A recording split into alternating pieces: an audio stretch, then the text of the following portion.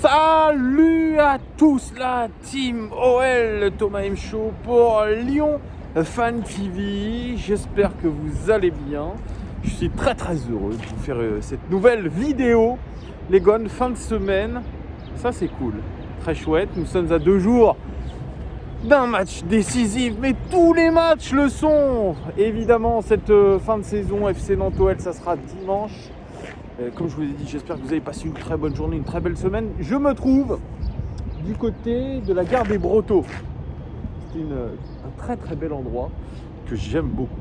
Je le dis souvent, j'allais là-bas faire la fête. Oui, là-bas. C'est le FNK, c'est l'un des meilleurs endroits de nuit à Lyon. Malheureusement, on ne peut pas trop en profiter. Et là, cette fameuse gare des Brotteaux qui est très belle. Et même ce quartier des Brotteaux, vraiment, est un quartier excellent. Du 6e arrondissement de Lyon. Et puis là, je fais de la pub alors que je suis même pas sponsorisé, c'est ça qui est ouf. Juste derrière moi, vous avez le restaurant Bocuse l'Est, super adresse aussi. Désolé d'avance pour le bruit, mais vous voyez derrière moi, c'est l'autoroute, hein. Voilà, c'est le grand boulevard des Brotteaux. Mais c'est comme ça, on va faire une vidéo quand même. Parce que je sais que vous aimez bien les points de vue, un petit peu quand je me balade dans Lyon. Bien voilà, moi c'est un de mes quartiers favoris à Lyon, ce quartier des Brotteaux, vraiment très intéressant. Bon, on revient un petit peu au sujet, c'est l'avant-match du match contre le FC Nantes les amis. Merci en tout cas de vous abonner, si vous aimez cette chaîne, c'est important pour nous soutenir, abonnez-vous, likez cette vidéo si vous l'avez aimée, même si vous ne l'avez pas aimée, vous mettez un dislike évidemment. Merci aussi à tous les nombreux viewers des lives que j'ai fait récemment avec Giuliano. Vraiment, c'était très cool. Merci de vos retours extrêmement positifs. Alors, comme je disais, FC Nantes-Lyon, j'ai regardé les conférences de presse et des différents intervenants, que ce soit Léo Dubois en tant que joueur, et puis bien évidemment Rudy Garcia. Et puis j'ai regardé aussi la conférence de presse de Antoine Camboiré. Alors, Léo Dubois, écoutez, je me répète de journée en journée, de semaine en semaine, mais quand je vois les conférences de presse des joueurs et des entraîneurs, surtout des joueurs, je me sens pas très bien, parce que je trouve que c'est des éléments de langage un petit peu prédites, et ça me dérange un peu, mais bon, écoutez, ils sont sûrement briefés. Et quand je vois un joueur comme Léo Dubois, qui est un des vice-capitaines de cette équipe, un des leaders, comme le dit Rudy Garcia, que je le vois faire des conférences aussi mièvres, aussi plate, eh bien écoutez, sincèrement, je me dis qu'avec ces joueurs-là, on ne peut pas aller très loin. Alors bien sûr, il y en a qui me disent « Ouais, mais Thomas, tant que c'est un chien sur le terrain, tant qu'il se défonce, on s'en fout de ce qu'il dit dans les médias. » Oui, mais c'est révélateur. Écoutez, s'ils font des conférences de presse, c'est pas pour faire plaisir à la galerie. Enfin, j'ai l'impression que c'est plutôt pour faire plaisir à la galerie et pour faire travailler un petit peu les journalistes présents, hein, pour qu'ils fassent quelques petits papiers. D'ailleurs, les questions sont vraiment pas bonnes. Alors, je sais pas s'ils sont briefés aussi par l'attaché presse de l'Olympique Lyonnais, mais c'est franchement pas bon. On n'apprend vraiment pas grand chose. Donc vous avez le discours policé de Léo Dubois qui dit qu'il a confiance en cet effectif, que c'est atteignable, les objectifs, qu'il ne pense pas à l'euro, il ne sait même pas s'il sera dans la liste de Didier Deschamps, etc. Voilà, beaucoup de langue de bois, beaucoup de méthodes Coué, etc. On n'apprend absolument rien. Et ça, je ne comprendrai jamais non plus pourquoi on n'a pas directement Rudy Garcia qui arrive après Léo Dubois. Il faut toujours patienter 5-10 minutes. C'est d'un chiant. Et donc là arrive Rudy Garcia. Et Rudy Garcia, eh bien, il fait le point des troupes, l'état des troupes. Tout le groupe est présent, à part Ben Lamri et Tino Kadewere. Donc vous avez compris que Oussem Aouar est de retour dans le groupe lyonnais, dans l'effectif lyonnais. Mais selon Rudy Garcia, il manque de rythme, mais il pourra quand même aider ses partenaires. En tout cas, on a un groupe au complet pour affronter Nantes. Ça sera un match difficile, mais il le dit Rudy Garcia. Qu'est-ce qui peut nous arriver de pire? Nous sommes déjà 4e. On ne descendra pas au-delà de la 4e place. Oui.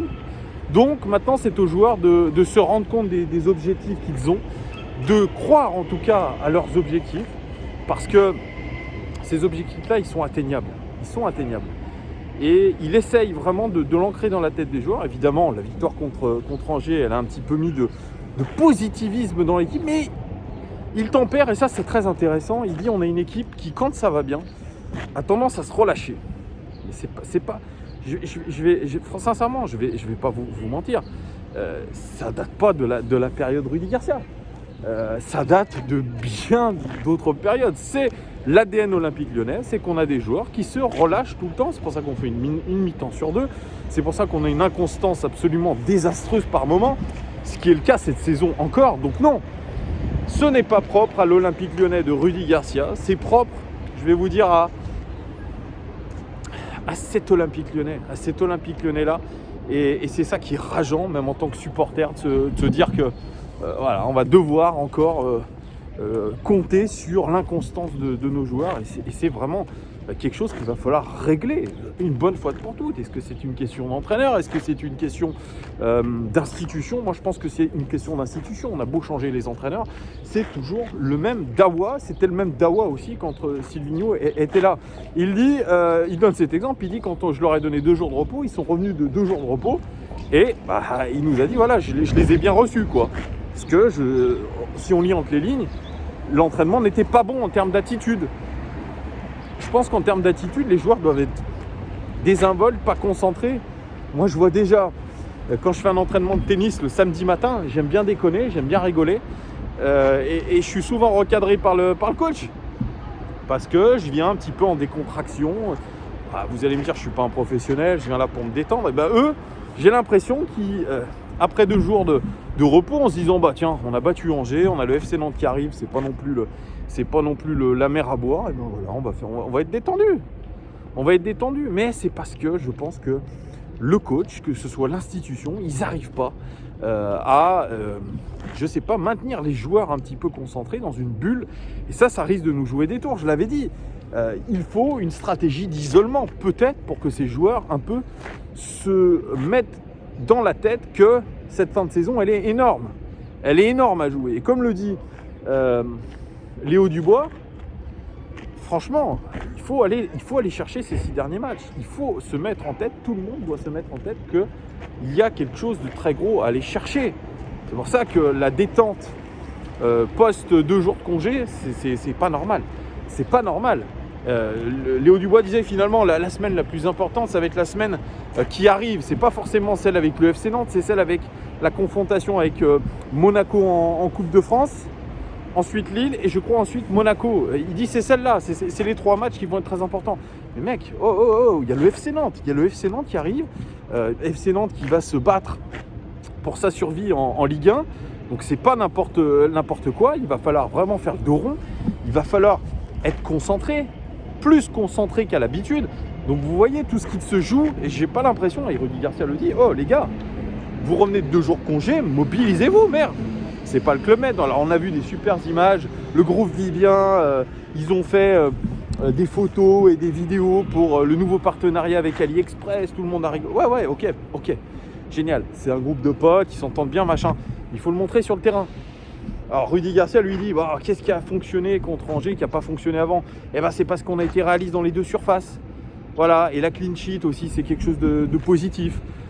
Léo Dubois qui dit quand je regarde, les équipes performantes, c'est celles qui encaissent pas beaucoup de buts. Waouh, super, quelle belle analyse, Léo Dubois. Effectivement, ce sont des équipes qui n'encaissent, qui sont bonnes en défense, effectivement, mais c'est un tout. C'est un tout et c'est un problème aussi de constance. Donc si vous faites un 3-0 contre Angers, et encore, vous avez des situations défavorables contre Angers, vous avez de la réussite, vous avez une belle parade aussi d'Anto Lopez, eh bien, si vous vous relâchez, vous dites tiens, c'est le FC Nantes. Oui, le FC Nantes, ils sont un petit peu dans la mouise, ils ont changé d'entraîneur, c'est toujours le même dawa. Quand j'écoute aussi Antoine Comboiré qui dit il va falloir être à notre niveau, il va falloir la jouer collectif, il va falloir que tout le monde tire dans le même sens, on est capable de faire des résultats. On l'a vu face à Paris, on a une équipe qui, si elle se projette à 5 dans la surface de réparation adverse comme face à Paris, ça peut faire quelque chose de positif. Mes joueurs, il faut qu'ils se le mettent dans la tête aussi, voilà. Mais il parle finalement d'un match contre l'Olympique Lyonnais comme d'un match bonus. Lui, il pense plutôt aux 5 matchs après. Ça peut encore une fois, je dirais pas nous sauver un petit peu, mais s'il dit ça, c'est que la priorité, c'est pas le match de Lyon. C'est plutôt les 5 matchs qu'ils vont jouer après contre des concurrents peut-être directs au maintien. Donc il y a peut-être ça, mais c'est attention. Parce que si les joueurs de l'OL l'entendent, ça peut se dire, tranquille, On n'a pas besoin de trop forcer notre talent. C'est un petit peu le problème de cet OL, de ne pas forcer son talent. Voilà. Alors, Rudy Garcia, il est revenu aussi sur le système de jeu. 4-2-3, il dit « c'est pas un système nouveau parce que un 4-3-3, on peut passer dans un même match en 4-2-3. On l'a déjà fait contre Brest avec un Paqueta beaucoup plus haut. » Il aimerait que d'ailleurs Paqueta soit plus décisif sur les tirs de loin puisqu'il en a la capacité. C'est vrai, les tirs de loin, on ne les tente pas beaucoup. Et on marque très très peu sur des tirs de loin. Mais forcément, quand vous êtes aussi en 4-3-3, il dit vous pouvez de temps en temps jouer à 2 pointes, une pointe haute et 2 pointes basses, 2 pointes hautes, une pointe basse. Il dit voilà, il y a un champ tactique possible qui est assez énorme. Donc voilà, il ne raisonne pas en tant que changement de système. Il dit que c'est plutôt une adaptation.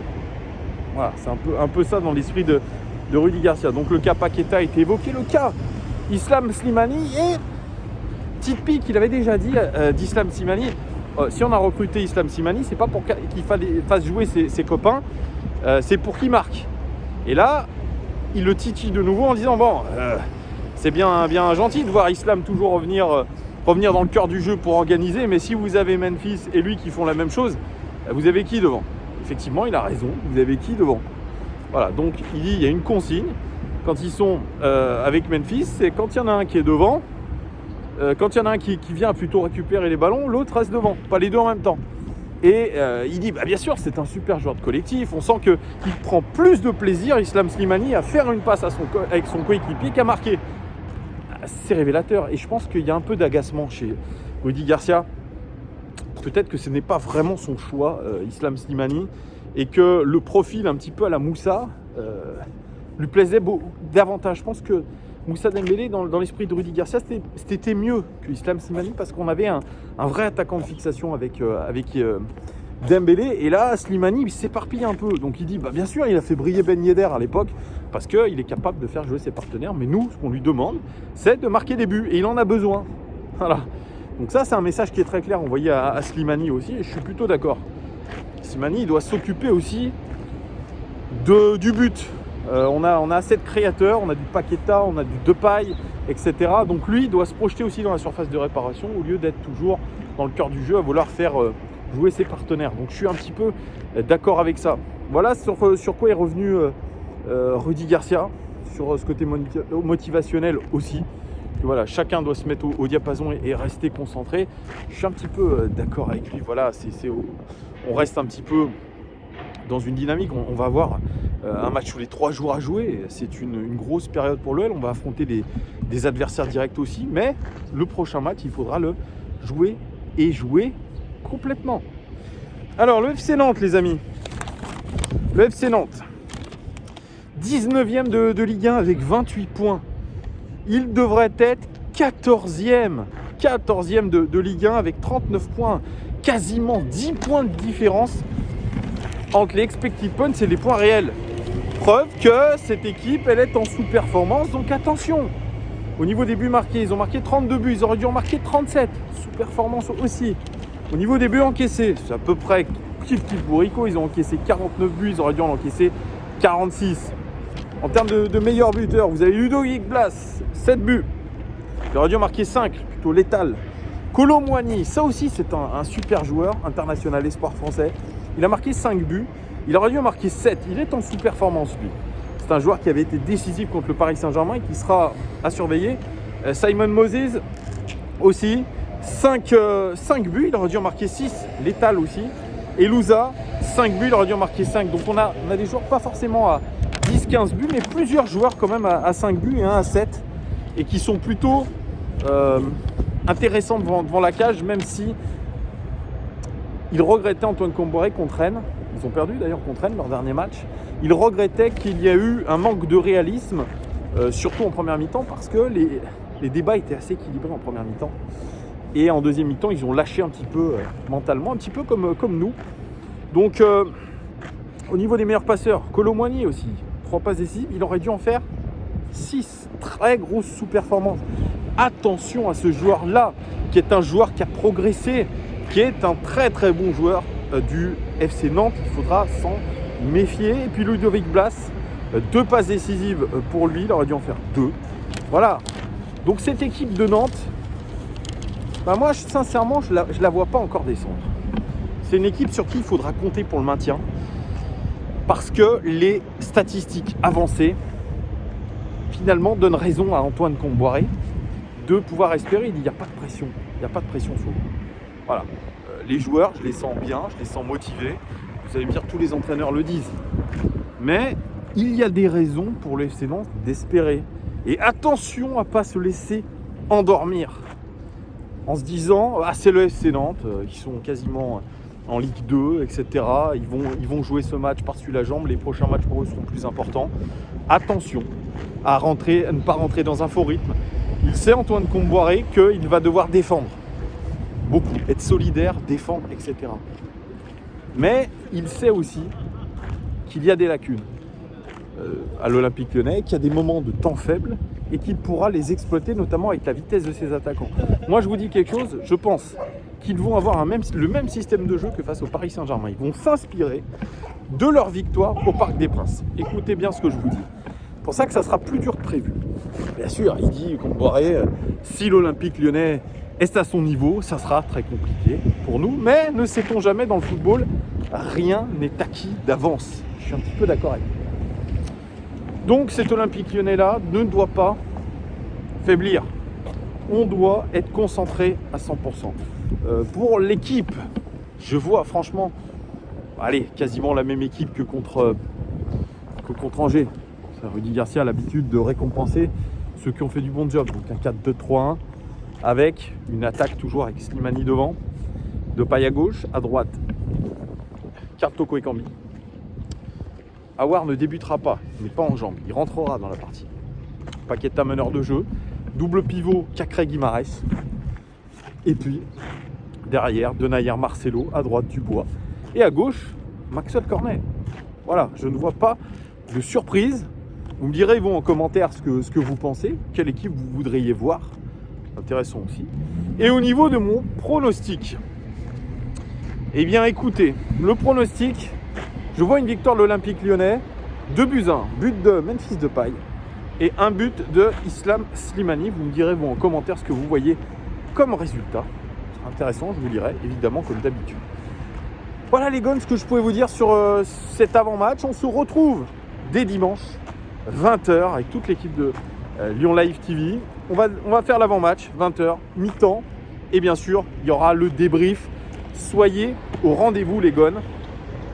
Il ne me reste plus qu'à vous souhaiter un très bon début de week-end à vous. J'espère que vous allez passer un bon week-end. Bon, on est un petit peu confinés, mais apparemment, il y aurait un ciel qui se découvrerait. Je ne sais pas si on peut dire comme ça, voilà, puisque la réouverture des terrasses se ferait à la mi-mai. Donc, un dernier coup de collier. Je ne sais pas si tout cela sera terminé, mais en tout cas, c'est une petite lueur d'espoir. Voilà les guns, ce que je pouvais vous dire. Très bon début de week-end à vous et à dimanche. Ciao, ciao, ciao.